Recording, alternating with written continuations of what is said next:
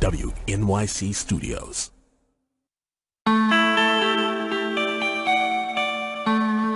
It's Politics with Amy Walter. I'm Matt Katz, in for Amy this week. Good to have you with us.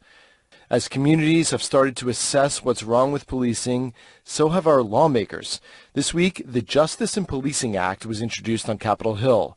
If passed, the bill would prohibit chokeholds, ban some no-knock warrants, track police misconduct at the national level, and make it easier to pursue legal civil action against police misconduct.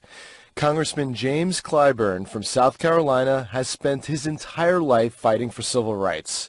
I spoke with him about the new bill, the calls to defund the police, and how far we've come since his days in the civil rights movement. Well, we've come a very long way, not near as far as we need to go. We all know that policing was put in place for the express purpose of keeping check on slaves. That's what this is all about. And policing was used in the Jim Crow era for the express purpose of suppressing Black folks. And policing was used in the 60s to put down peaceful demonstrations. The first time John Lewis was ever physically attacked was in Rock Hill, South Carolina. I was there in Sumter, my hometown, when J.T. McCann brought John Lewis to Sumter from Rock Hill to nurse his wounds and send him back up to Washington. A lot of people don't realize that John Lewis didn't make the full Freedom Ride trip because he had been injured in Rock Hill. And that was a policeman who came to Washington before he died to sit down and apologize to John Lewis. So we know what it's all about. So, no, we have not gone as far as we need to go because the country still will not admit that that's the kind of system we put in place. If policing has been the source of so much violence and bloodshed for now centuries, and it stems from slave patrols, can it be reformed? Can it be fixed? Or is it just systemically structured to oppress Black and poor people? It must be restructured. Our social order. There is no secret as to why more Black and brown people are dying because of COVID-19 than white people, because our health care delivery system is not structured on their behalf. It is no secret. The educational system that we have in this country has been structured. We fund majority white school districts at a higher level than we fund majority Black school districts. We know that. The reason our educational system is financed the way it is to keep there from being equal application of funding to Black and white schools. We know that. So it has to be restructured. Our judicial system, our educational system, our health care system, all have been structured that way. So I'm going to say it again, restructure, restructure, restructure. Restructured but not defunded. That's what I said. I know what the word defund means. And anytime you are using words that you got to go out and explain what it means, that means you're leaving it up to the next person to hear the word to explain it in the way they want to. If you got to explain the term, you're losing the argument. Let's talk about this first step in terms of restructuring. The Justice and Policing Act of 2020, introduced this week in the House and Senate. The bill seeks to ban chokeholds and no-knock warrants in drug cases. It would create a national registry for police misconduct and make it easier to pursue legal civil action against police misconduct. Does that go part of the way toward this restructuring that you're talking about, this bill? Yes, it does. It goes a significant part of the way. And not all the way, but it's a great start. And I would hope that what the Senate is doing, they're about to put up their version, they ought to go the rest of the way. And they ought to start by passing the Emmett Till anti-lynching law.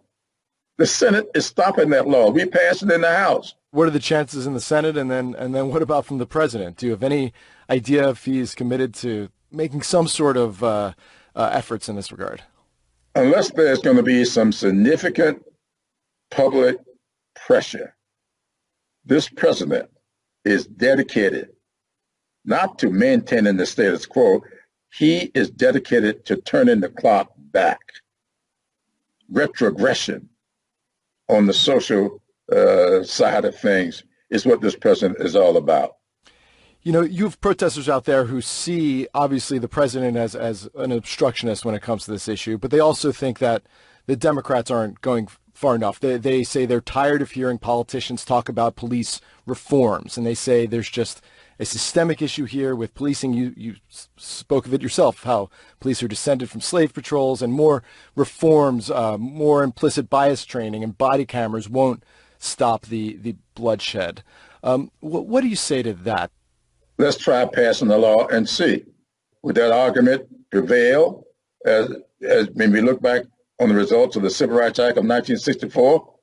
How about the Voting Rights Act of 1965? How about the Elementary Secondary Education Act of 1965? The Higher Education Act of 1965? You go down through the so-called Great Society programs that my Republican friends keep lying about, saying that they failed. They did not fail. Medicare and Medicaid are not fails. They're still with us. The Voting Rights Act did not fail. The Civil Rights Act did not fail. Elementary Secondary Education Act did not fail. The Higher Education Act did not fail. These acts did not fail. Congressman Clyburn, thank you so much for joining us. I really appreciate talking to you. Thank you.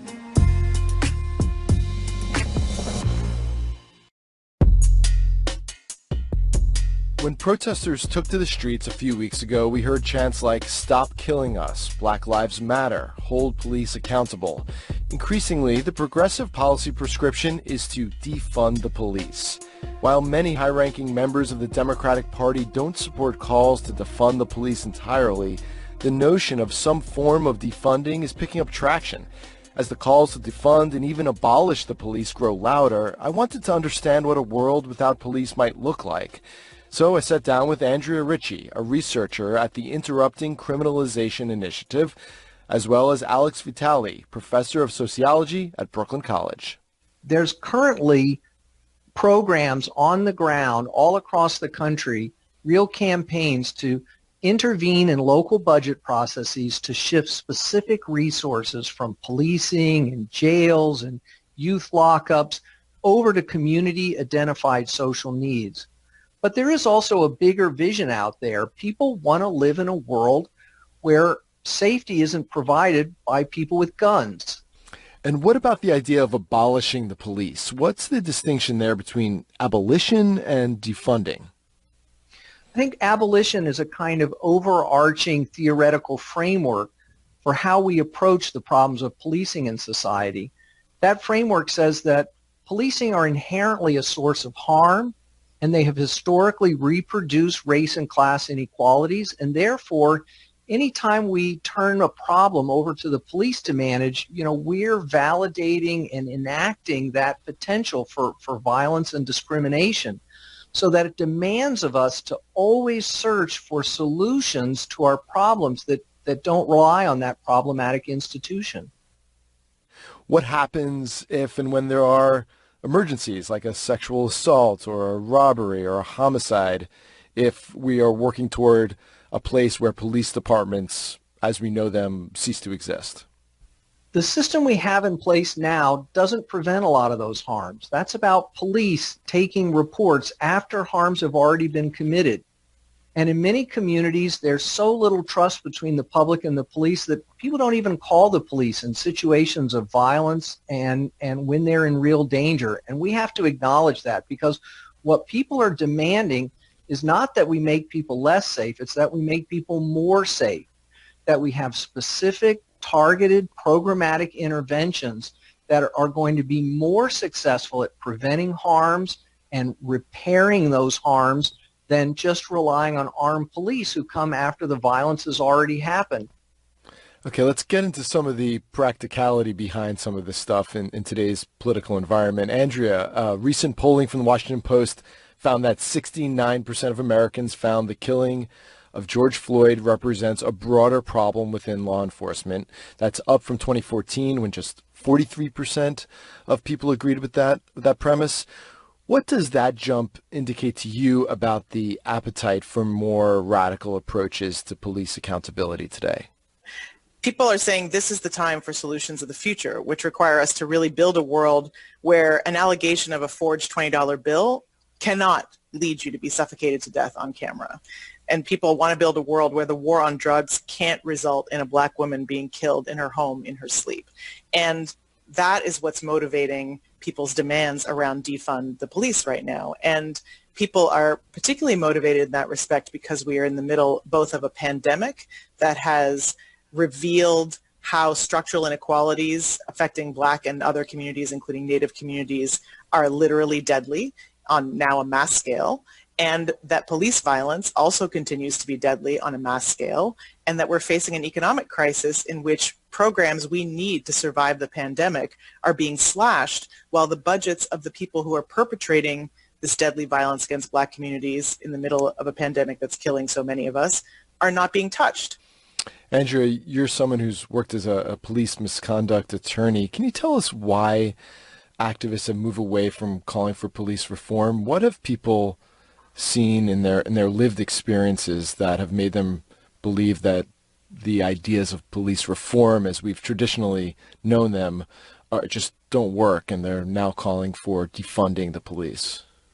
I mean, I think there have been decades and frankly centuries of commissions, inquiries, recommendations, impact litigation, lawsuits, consent decrees, policy reform. I think most recently folks following Ferguson were calling for individual prosecutions and the pattern and practice investigation, which revealed the structural nature of police violence in Ferguson and by extension across the country. People saw recommendations that came from the federal government. They saw cities like Minneapolis, like Louisville, like other cities across the country adopt those policies and reforms on paper, and then they saw a man being choked to death while the officer was impassively staring at a young Black woman who was filming him for 9 minutes. And they saw a Black woman sleeping in her bed, gunned down in her own home. And they saw someone who was experiencing homophobic and transphobic violence and needed help gunned down near their home. And they said, this is clearly not working.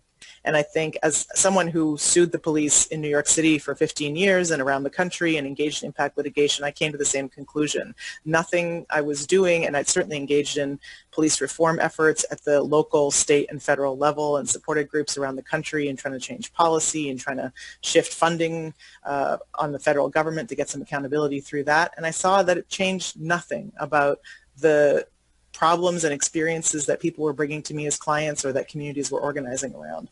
And so I think many folks say, that's it, we're done. We're done with that strategy. At this point, we need to really reimagine how we achieve public safety, and we need to invest in the things that will actually do that. And those things are also the things that will keep us safer during a pandemic and will help us survive the greatest economic crisis of our generation: housing, healthcare, employment, mental health care, responses to mental health that don't wait for a moment of crisis and then send in an armed police officer who's more likely to kill disabled people in that moment than the rest of the general population.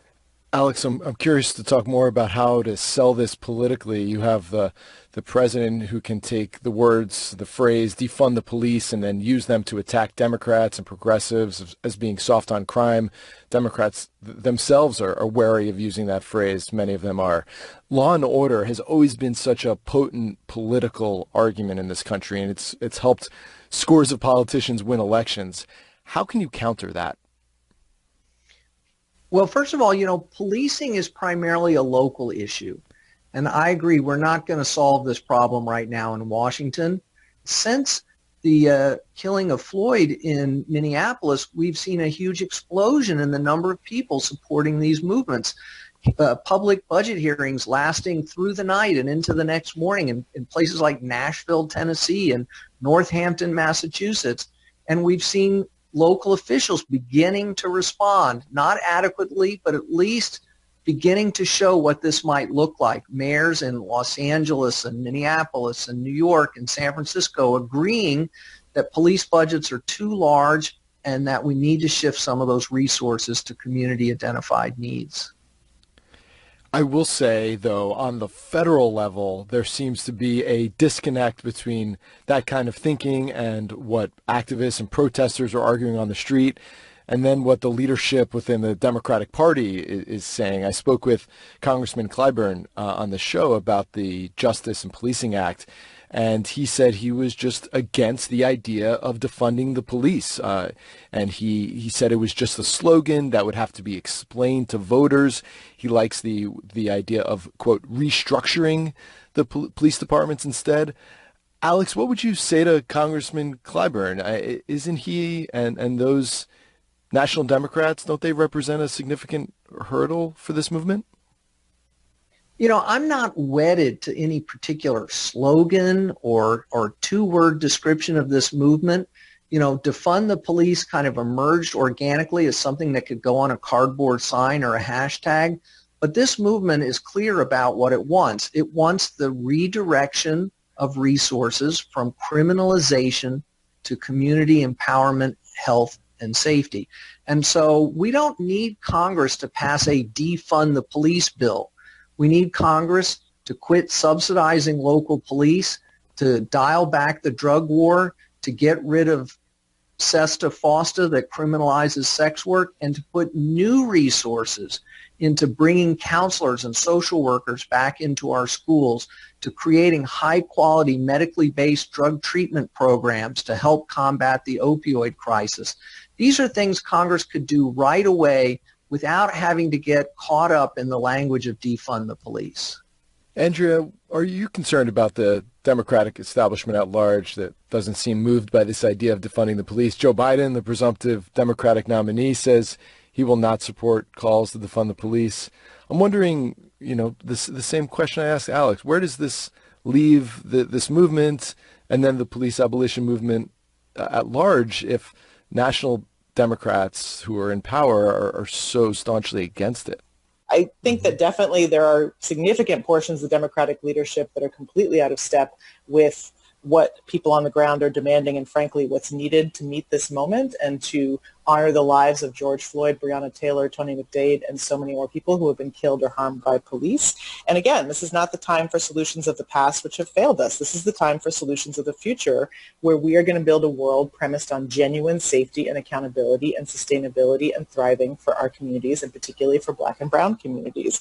And so people could look, for instance, I agree with Alex that they don't need to introduce the defund police bill if they're not happy with the hashtag, but they can look to Representative Ayanna Pressley's People's Justice Guarantee, which has provisions in it that specifically would redirect funding from law enforcement to supporting communities to come up with different responses to 911 calls that would support community members, help them, that would redirect money to the kinds of community-based transformative approaches to safety that Alex was just talking about, that would redirect money from pouring police officers, armed police officers, into schools who commit not only physical violence but sexual violence in schools, and instead move that money to flooding those schools with counselors and resources that will assist young people in surviving and thriving and learning restorative justice practices that they can then take out into their communities to help mediate, prevent, and transform harm. Alex, Andrea, thank you so much for the really compelling conversation. I appreciate it. You're most welcome. Thanks so much for having us. Alex Vitale is a professor of sociology at Brooklyn College and the author of The End of Policing. And Andrea Ritchie is a researcher at the Interrupting Criminalization Initiative and author of Invisible No More, Police Violence Against Black Women and Women of Color. Minneapolis has been in the national spotlight since George Floyd was killed by police on video. Although the events there sparked protests across the nation, the city is also a catalyst for change. We spoke with one progressive city leader who has been working on police reform since he took office in 2018. Cities are the laboratories of democracy, and we're also the employers of police departments. And so we are going to be the ones who need to lead in this conversation. And I think it's important for everybody to remember that this conversation is a life or death conversation. It is about everybody's sense of public safety and well-being in the community they live in. Steve Fletcher was among 9 members of the Minneapolis City Council that recently announced their commitment to dismantling the city's police department. Councilmember Fletcher talked us through how the council got there. I don't want to speak for my colleagues because I think we each got to that decision in a different way. But for me, I came to that decision having spent now 2.5 years on the council attempting reforms and watching those reforms meet resistance, watching those reforms fail, watching those reforms kind of wither on the vine and not have an impact, and learning a lot about the deep structural problems that are really not within our power to overcome to try to fix the existing structure. And so for me, that's part of what informed my work. Another thing that informed my work was the persistent calls from community to consider bigger structural changes that have been a part of the Minneapolis landscape, really coming out of the organizing around Jamar Clark's death in 2016. And so there's been a lot of groundwork laid for an analysis and a vision for what a future of public safety might look like by a lot of really smart and dedicated activists and advocates. And I think that that was a part of the process. But then the biggest part of the process for me was hearing my own constituents really identify to me the ways that their analysis was changing in light of events on the ground. And that's both a reflection of one of the things I really love about my community is that, and I'm not at all surprised by this, is that when they saw that awful video of Derek Chauvin murdering George Floyd, they had a very strong reaction that said, this cannot happen in our name. It is beyond what we can take to see something like this happen in a uniform with our city's logo on it.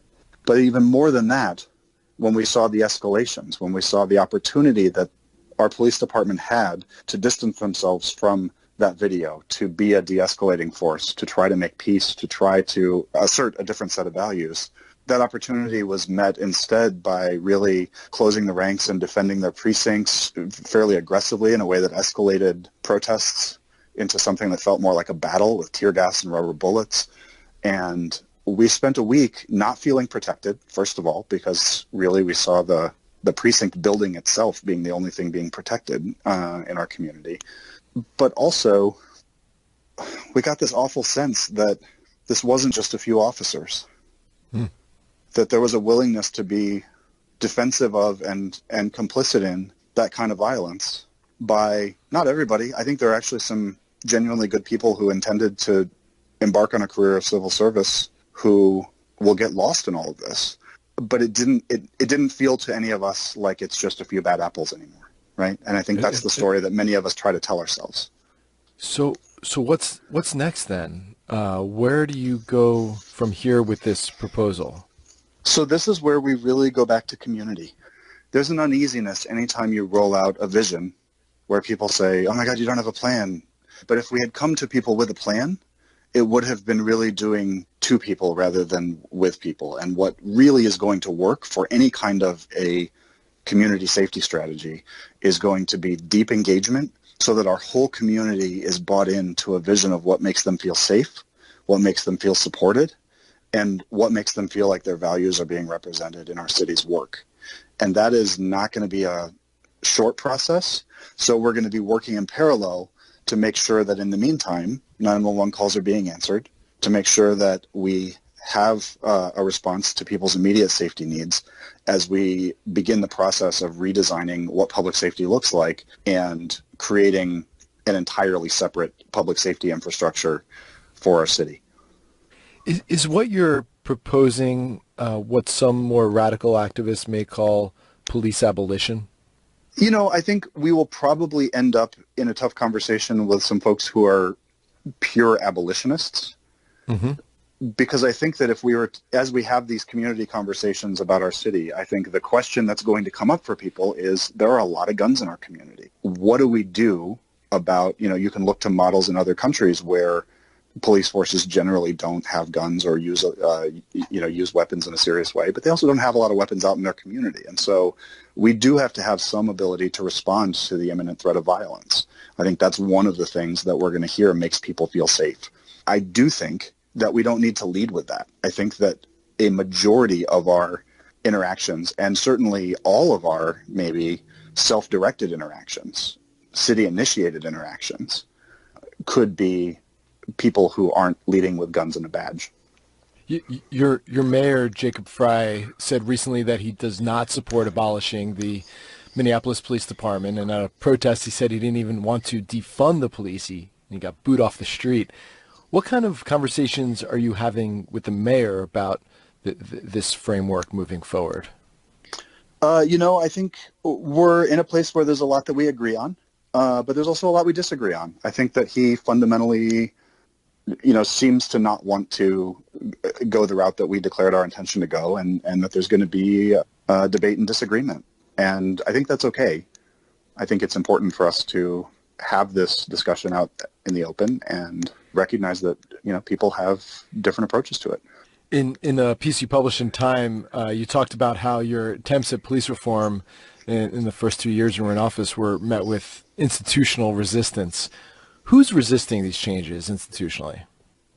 That's one of the tough things about some of the ways that the resistance comes forward, is that it's not always clear. It could be a group of individual officers. It could be coordinated through the Federation or some other group. But what you do find is that you suddenly get a lot of calls from constituents who are being seemingly intentionally underserved and being told that they should attribute that lack of service to the council and call and put pressure on me. And so that was something that happened. It was almost a reliable occurrence when I would do something on the council that wasn't popular in the police department.